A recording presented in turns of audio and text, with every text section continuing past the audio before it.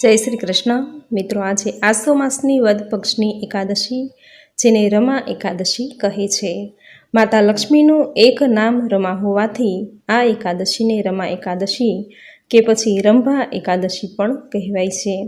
આજથી જ દિવાળીના તહેવારોની શરૂઆત થાય છે. માતા લક્ષ્મીની ઘરમાં પધરામણી થાય. માતા લક્ષ્મીની કૃપા આખું વર્ષ ઘરમાં બની રહે, જીવનમાં હંમેશા બની રહે, આખું વર્ષ સુખ સમૃદ્ધિથી પસાર થાય, એ માટે આજથી લઈને નવા વર્ષ સુધી ઘરમાં વિશેષ પૂજા અર્ચના કરવામાં આવે છે. ઘરના ઉંબરે સાથિયા કરવામાં આવે છે, સુંદર રંગોળી કરવામાં આવે છે. ઘરને આસોપાલવ કે પછી રંગબેરંગી તોરણોથી સુશોભિત કરવામાં આવે છે. આવી રીતે માતા લક્ષ્મીના આગમનની તૈયારી આ એકાદશીથી જ શરૂ થઈ જાય છે. રમા એકાદશી ચતુર્માસની છેલ્લી એકાદશી છે. આ દિવસે ભગવાન વિષ્ણુ સાથે માતા લક્ષ્મીની પૂજા કરવાથી ઘરમાં સુખ સમૃદ્ધિ વધે છે, ધનની પ્રાપ્તિ થાય છે. મિત્રો, એકાદશીની તિથિ શ્રી હરિ વિષ્ણુને અતિ પ્રિય તિથિ છે. આથી આ શુભ સંયોગમાં ભગવાન વિષ્ણુ સાથે માતા લક્ષ્મીની પૂજા કરવાથી જીવનમાં સુખ સમૃદ્ધિ આવશે, મનોકામના પૂર્ણ થશે. આ દિવસે ભગવાનની પૂજા કરો ત્યારે પીળા રંગના વસ્ત્રો, પીળા રંગની મીઠાઈ, પીળા રંગના પુષ્પનો ઉપયોગ કરવો, કારણ કે ભગવાનને પીળો રંગ અતિ પ્રિય છે. ભગવાન શ્રી હરિ વિષ્ણુ પીતાંબર ધારી કહેવાયા. તથા ભગવાન શ્રી હરિ વિષ્ણુની મૂર્તિને પંચામૃતથી સ્નાન કરાવી હળદરવાળા કે પછી ચંદનયુક્ત જળથી અભિષેક કરવાથી શ્રી હરિ પ્રસન્ન થશે, સુખ સમૃદ્ધિનું વરદાન પ્રાપ્ત થશે, સમાજમાં માન સન્માનની પ્રાપ્તિ થશે. તથા ભગવાન શ્રી હરિ વિષ્ણુની પૂજા કરતા સમયે ઓમ નમો ભગવતે વાસુદેવાય મંત્રનો જપ કરવો. ભગવાનને નૈવેદ્યમાં મીઠાઈની સાથે કેળા પણ ધરી શકાય. તથા ભગવાન શ્રી હરિ વિષ્ણુની પૂજામાં તુલસીપત્ર ભગવાનને અવશ્ય અર્પણ કરવો. તથા ભગવાનને જે કંઈ ભોગ ધરાવો, નૈવેદ્ય ધરાવો, તેમાં તુલસી દળ અવશ્ય મૂકીને જ ભગવાનને ભોગ ધરાવો, કારણ કે કહેવાય છે કે ભગવાન શ્રી નારાયણને તુલસી અતિ પ્રિય છે અને તુલસી પત્ર વગર ભગવાન ભોગનો સ્વીકાર નથી કરતા. આથી ભગવાનની પૂજા કરો, ભોગ ધરાવો, તેમાં તુલસી પત્ર અવશ્ય અર્પણ કરવું. આ દિવસે શ્રીમદ ભાગવદ્ ગીતાના પાઠ કરવા, લક્ષ્મી સ્તોત્રના પાઠ કરવા, કનકધારા સ્તોત્રના પાઠ કરવા, ભગવાનની કથા સાંભળવી, વિષ્ણુ સહસ્ત્ર નામનો પાઠ કરવો. આ દિવસે ઉપવાસ કે ફળાહાર કરવો. પરંતુ જેને એકાદશીનું વ્રત કરવું છે, ઉપવાસ કરવો છે, તે વ્રત કે ઉપવાસ કરી શકવા સમર્થ નથી, તે બાળક છે, વૃદ્ધ છે કે પછી સગર્ભા સ્ત્રી છે, તો તેમણે મન અને વચનથી, વાણીથી પવિત્ર રહીને એકાદશીનું વ્રત કરી શકે છે. આ દિવસે જૂઠું બોલવું નહીં, કોઈની નિંદા કુથલી કરવી નહીં, કોઈને અપશબ્દો કહેવા નહીં, કોઈની સાથે ચૂડી ચાગલી કરવી નહીં, આખો દિવસ હરિ કીર્તન કરવું, મનમાં પ્રભુના જપ કરવા. આવી રીતે મન અને વાણીથી શુદ્ધ રહીને પણ વ્રત, પૂજા, ઉપવાસ કર્યા વગર એકાદશી કર્યા જેટલું જ પુણ્યફળ પ્રાપ્ત થશે. આ રીતે એકાદશીનું વ્રત કરીને રાત્રિના 12 વાગ્યા સુધી જો બની શકે તો જાગરણ કરવું તથા એકાદશીના બીજા દિવસે વ્રતના પાળના કરવા. આ દિવસે ગાયને લીલો ઘાસચારો ખવડાવવો, પક્ષીને દાણા ચણ નાખવા, જરૂરિયાતમંદને જરૂરી ચીજ વસ્તુ આપવી, ગરીબ ભૂખ્યા બાળકને ભોજન કરાવવું, કૂતરાને ઘરની બનાવેલી રોટલી ખવડાવવી અથવા તો બ્રાહ્મણના ઘરે જઈ કે પછી મંદિરે જઈ કાચું સીધું અર્પણ કરવું. કાચું સીધું એટલે નવગ્રહોનું દાન. કાચા સીધાનું દાન કરવાથી નવગ્રહ દોષ જેની કુંડળીમાં છે તો તે દૂર થશે. આથી એકાદશીના પાળનામાં જો કંઈ ન થઈ શકે તો મંદિરે અથવા બ્રાહ્મણના ઘરે જઈ કાચા સીધાનું દાન કરવું અથવા તો ગાય કૂતરાને રોટલી આપવી. ત્યાર પછી જ વ્રતના પાળના કરવા. તથા એકાદશીના વ્રતમાં કથા જરૂર સાંભળવી, કારણ કે કોઈ પણ વ્રત કરો તેમાં કથા સાંભળ્યા વગર વ્રત અધૂરું રહે છે અને જો કથા સાંભળો તો વ્રતનું પુણ્યફળ અનેક ગણું વધી જાય છે. જો વ્રત ન થઈ શકે તો વ્રતની કથા સાંભળવા માત્રથી જ વ્રત કર્યા જેટલું જ પુણ્યફળ પ્રાપ્ત થાય છે. આથી એકાદશી કરો ત્યારે વ્રતનું મહાત્મ્ય દર્શાવતી કથા જરૂર સાંભળવી. તો મિત્રો, આ હતું એકાદશીના દિવસે કરવાના કાર્યો, એકાદશીનું મહાત્મ્ય તથા હવે સાંભળશું રમા એકાદશી વ્રતની કથા. બોલો ભગવાન શ્રી હરિ વિષ્ણુની જય, બોલો માતા લક્ષ્મીની જય. યુધિષ્ઠરે કહ્યું, હે જનાર્દન, આપને મારા પર સ્નેહ છે, તેથી કૃપા કરીને મને કહો કે આસો માસના કૃષ્ણ પક્ષમાં જે એકાદશી આવે છે એનું નામ શું છે, એ કરવાથી શું ફળ મળે છે અને તેનું મહાત્મ્ય સંભળાવો. ત્યારે ભગવાન શ્રી કૃષ્ણે કહ્યું, હે રાજાઓમાં શ્રેષ્ઠ યુધિષ્ઠર, આ એકાદશીને રમા એકાદશી કહે છે. એ પુણ્યમયી છે, મોટા મોટા પાપોનો વિનાશ કરવાવાળી છે. પહેલાંના સમયમાં મુકુચંદ નામનો એક પ્રખ્યાત રાજા રાજ્ય કરતો હતો. તે ઇન્દ્રનો ખાસ મિત્ર હતો. કુબેર, યમરાજ, વરુણ અને વિભીષણ પણ તેના મિત્રો હતા. તે વિષ્ણુનો પરમ ભક્ત હતો. એ પ્રતિજ્ઞાનું પાલન કરનારો નિષ્કંટક રાજ્ય શાસન ચલાવી રહ્યો હતો. તેની પ્રજા સુખી અને સંતોષી હતી. એને ચંદ્રભાગા નામની દીકરી હતી. રાજાએ ચંદ્રસેનના પુત્ર શોભન સાથે તેનો વિવાહ કર્યો. થોડા સમય પછી શોભન પોતાના સસરાને ઘેર આવ્યો. એ શરીરે અત્યંત દુબળો તેમજ ભૂખ સહન કરી શકતો ન હતો.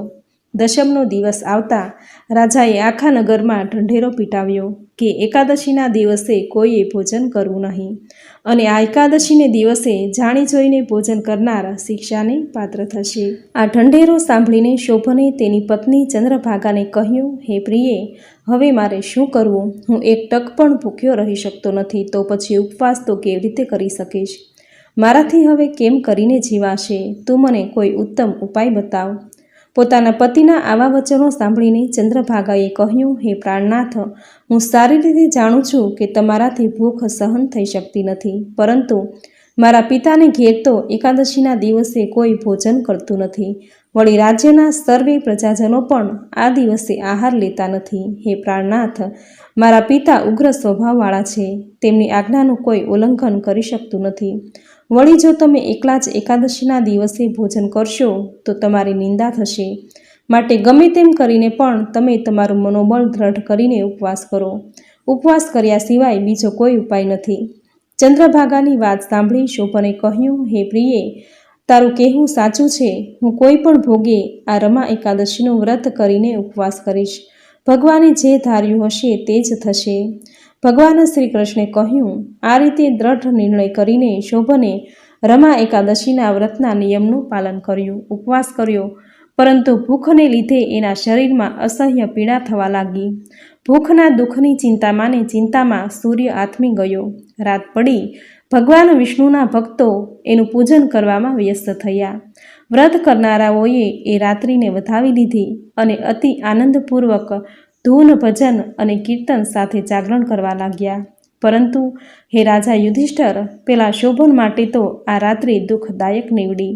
ભૂખથી પીડાતા પીડાતા માંડ માંડ એણે જાગરણ કર્યું, પરંતુ સૂર્યોદય થતાં જ એ મૃત્યુ પામ્યો. રાજા મુકુચંદે રાજ્ય ઉચિત તુલસી અને ચંદન જેવા પવિત્ર લાકડાથી એનો ઉત્તમ અગ્નિદાહ કર્યો. ચંદ્રભાગા એની પાછળ સતી થવા તૈયાર થઈ, પરંતુ પિતાએ એમ ન કરવાનું કહ્યું. પતિની મરણક્રિયા કર્યા પછી ચંદ્રભાગા પોતાના પિતાને ઘેર જ રહી. એ નૃપ શ્રેષ્ઠ રમા એકાદશીના વ્રતના પ્રભાવને લીધે શોભન મંદ્રાચલ પર્વત ઉપર દેવનગરીમાં રહેવા લાગ્યો. એનો વૈભવ કુબેર જેવો હતો. બીજા કુબેર જેવી જ એમની શોભા હતી. અઢળક દ્રવ્યનો એ માલિક બન્યો હતો.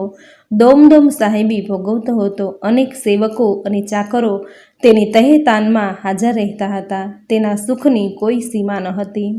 મુકુચંદ રાજાના નગરમાં સોમ શર્મા નામનો પ્રખ્યાત બ્રાહ્મણ રહેતો હતો. તે તીર્થયાત્રા કરતાં કરતાં મંદ્રાચલ પર્વત પર આવી ચડ્યો. ત્યાં તેણે શોભનને જોયો. મુકુચંદ રાજાના જમાઈને તે ઓળખી ગયો અને તેની પાસે ગયો. શોભને પ્રણામ કરી તેને આવકાર આપ્યો. સોમ શર્માએ એને પોતાની ઓળખાણ આપી ત્યારે એને ઘણો જ આનંદ થયો. પોતાના સસરા મુકુચંદ, પત્ની ચંદ્રભાગા અને સર્વનગરના પ્રજાજનોના કુશળ સમાચાર પૂછ્યા.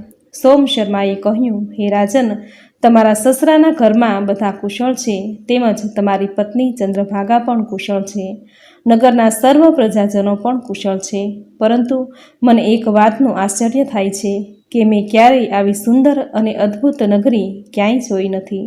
વળી તમને આટલો બધો વૈભવ કેવી રીતે મળ્યો તે પણ મને સમજાતું નથી.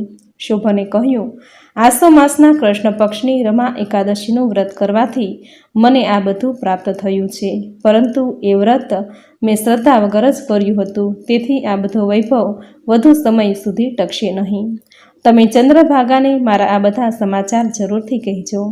શોભનની વાત સાંભળીને સોમશર્મા બ્રાહ્મણ તીર્થયાત્રા પૂરી કરીને મુકુચંદ રાજાના નગરમાં આવ્યો અને ચંદ્રભાગાને શોભનના બધા જ સમાચાર કહ્યા અને પછી બોલ્યો, હે દીકરી, મેં તારા પતિને પ્રત્યક્ષ જોયો છે, એનો કુબેર જેવો વૈભવ પણ નજરે જોયો છે, પરંતુ એ કહે છે કે એણે કરેલું રમા એકાદશીનું વ્રત શ્રદ્ધા વગરનું હતું, તેથી અસ્થિર ફળદાયી થયું છે, તેથી એનો એ બધો વૈભવ પણ અસ્થાયી છે, તું એને સ્થાયી બનાવ. ચંદ્રભાગાએ કહ્યું, હે વિપ્રશ્રેષ્ઠ, મને મારા પતિના દર્શનની તાલાવેલી લાગી છે, આપ મને ત્યાં લઈ જાઓ, હું મારા વ્રતના પુણ્યના પ્રભાવથી એ બધું જ સ્થાયી બનાવીશ. ભગવાન શ્રી કૃષ્ણે કહ્યું, હે રાજન, ચંદ્રભાગાની આ વાત સાંભળીને સોમ શર્મા એને મંદરાચલ પર્વતની નજીક આવેલા વામદેવ મુનિના આશ્રમ પર લઈ ગયો. એણે મુનિને બધી વિગત કહી સંભળાવી. વામદેવ મુનિના મંત્રોની શક્તિથી અને વ્રતના પ્રભાવથી એ ચંદ્રભાગાએ દિવ્ય સ્વરૂપ ધારણ કર્યું. ત્યાર પછી એ પોતાના પતિની પાસે ગઈ. એને ઘણો જ હર્ષ થયો. પોતાની પ્રિય પત્નીને આવેલી જોઈ શોભનને પણ ઘણો આનંદ થયો. ત્યાર પછી શોભને ચંદ્રભાગાને પોતાની ડાબી બાજુના સિંહાસન પર બેસાડી ચંદ્રભાગાએ હર્ષથી પોતાના પ્રિયતમને પ્રિય વચન કહ્યું, હે નાથ, હું હિતની વાત કહું છું, તે તમે સાંભળો.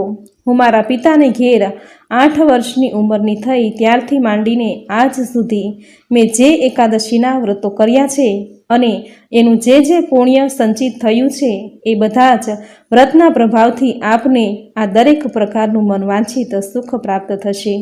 આપનો વૈભવ સ્થાયી થશે અને આપની નગરી કલ્પના અંત સુધી અવિનાશી રહેશે. હે નૃપ શ્રેષ્ઠ, આ પ્રમાણે રમા એકાદશીના વ્રતના પુણ્યના પ્રભાવથી ચંદ્રભાગા દિવ્ય ભોગ, દિવ્ય રૂપ અને દિવ્ય આભૂષણોથી વિભૂષિત થઈને પોતાના પતિની સાથે મંદરાચલ પર્વતના શિખરો પર વિહાર કરવા લાગી. હે રાજન, મેં તમારી સમક્ષ રમા નામની એકાદશીનું વર્ણન કર્યું છે. આ એકાદશી ચિંતામણી જેવી તેમજ કામધેનુ જેવી હોય બધા જ મનોરથો પૂર્ણ કરવાવાળી છે. મેં બંને પક્ષોની એકાદશીઓના વ્રતોનું મહાત્મ્ય આપને કહી સંભળાવ્યું છે. બંને પક્ષોની એકાદશીઓ એક જ સરખી પાપનાશક તેમજ એક જ સરખું પુણ્ય ફળ આપવાવાળી છે. જેવી શુક્લ પક્ષની એકાદશી છે તેવી જ કૃષ્ણ પક્ષની એકાદશી છે. એમાં ભેદ રાખવો જોઈએ નહીં. જેવી રીતે સફેદ રંગની ગાય હોય કે કાળા રંગની ગાય હોય, પરંતુ એમનું દૂધ તો એક સરખું જ હોય છે, એવી જ રીતે અજવાળિયાની એકાદશી હોય કે પછી અંધારિયાની એકાદશી હોય, બંનેના વ્રતનું ફળ તો એક સરખું જ પુણ્યદાયી હોય છે. જે મનુષ્ય રમા એકાદશીના વ્રતના મહાત્મ્યને સાંભળે છે તે સઘળા પાપોમાંથી મુક્ત થાય છે અને વિષ્ણુ લોકમાં જાય છે. આ પ્રમાણે આસો માસની કૃષ્ણ પક્ષની રમા એકાદશી વ્રત કથા સંપૂર્ણ. બોલો ભગવાન શ્રી હરિ વિષ્ણુની જય, બોલો માતા લક્ષ્મીની જય. તો મિત્રો, આપણે સાંભળી રમા એકાદશી વ્રતની વિધિ. એકાદશીની તિથિ ભગવાન શ્રી હરિ વિષ્ણુને અતિ પ્રિય છે. આથી શ્રી હરિ સાથે માતા લક્ષ્મીની કૃપા પ્રાપ્ત કરવા આ દિવસે શ્રી હરિ વિષ્ણુ અને સાથે માતા લક્ષ્મીની પૂજા કરવી.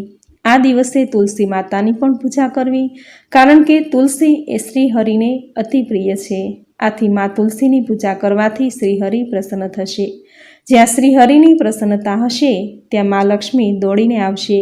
તેના ઘરમાં અન્નધનના ભંડાર ભરેલા રહેશે.